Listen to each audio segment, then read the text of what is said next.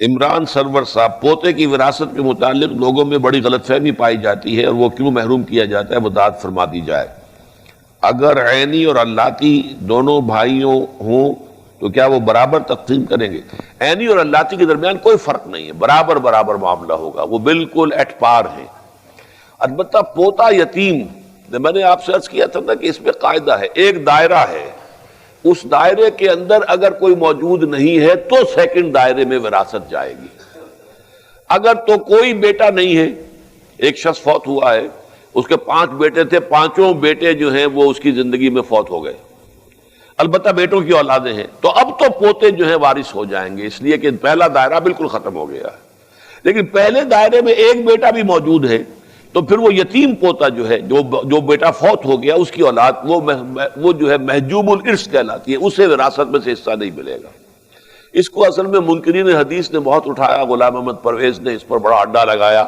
اور بڑا جو ہے علماء کے اوپر اس پر تنقید کی ہے، لیکن اصول ہوتے ہیں، ہر معاملے کے اندر کچھ اصول ہیں، اصولوں کی زد میں کوئی شے آ جاتی ہے تو اس کو ماننا پڑتا ہے، پھر اصول یہی ہے۔ باقی یہ ہے کہ چونکہ یتیم پوتا وارث نہیں رہا، تہائی کی حد تک اس کی وصیت کی جا سکتی ہے۔ فوت ہونے والا دادا وہ اپنے یتیم پوتے کے لیے یا یتیم پوتوں کے لیے تہائی کی حد تک وصیت کر سکتا ہے یا اپنی زندگی میں ہبہ کر سکتا ہے۔ مطلب یہ کہ کمپنسیٹ کرنے کے تو بے شمار ہیں،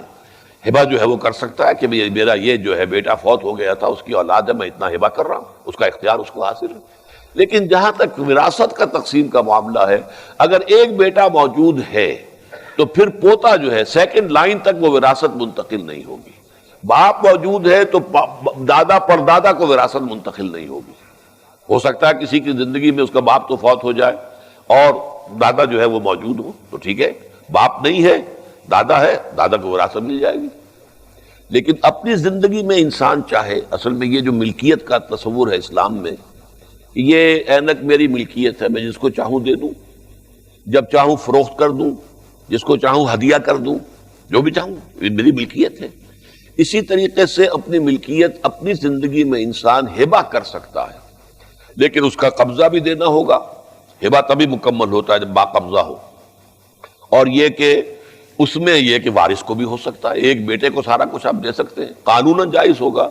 اور اس کے اوپر دنیاوی عدالت جو ہے کوئی حرف نہیں اٹھا سکتی، کوئی اس کے اوپر جو ہے تنقید نہیں کر سکتی۔ لیکن اگر اس میں ناانصافی کی گئی ہے، اگر ناانصافی کا کوئی خاص سبب ہو، کوئی ایک بیٹا جو ہے وہ آوارہ ہے،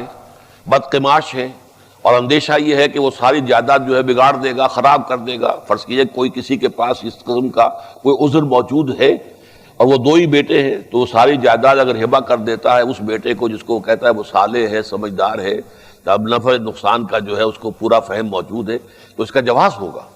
لیکن اگر ایسی کوئی شکل نہیں ہے اور خامخواہ جو ہے کسی ایک بیٹے کو آپ نے وراثت سے محروم کیا ہے، تو در حقیقت یہ بہت بڑا گناہ ہوگا۔ البتہ قانوناً اس کا حق حاصل ہے، آپ اپنی زندگی میں ہبہ کر سکتے ہیں، اور اس ہبہ کا معاملہ جو ہے وہ کسی ادارے کے نام پہ ہو سکتا ہے، کسی دینی کام کے لیے ہو سکتا ہے، کسی مدرسے کو ہو سکتا ہے، کسی اور درسگاہ کے لیے، کسی ہسپتال کے لیے، کسی فاؤنڈیشن کے لیے یہ ہبہ ہو سکتا ہے، اور اپنے وارثوں کے لیے بھی ہبہ ہو سکتا ہے۔ تو ہبہ اور ہے، وصیت علیحدہ شے ہے، اور وراثت علیحدہ شے ہے۔ یہاں یہ کہ وراثت کا حق معین کیا گیا ہے، لیکن یہ کہ اسے لڑکے کے مقابلے میں آدھا رکھا گیا، اس کی وضاحت تو میں کر چکا ہوں۔ اور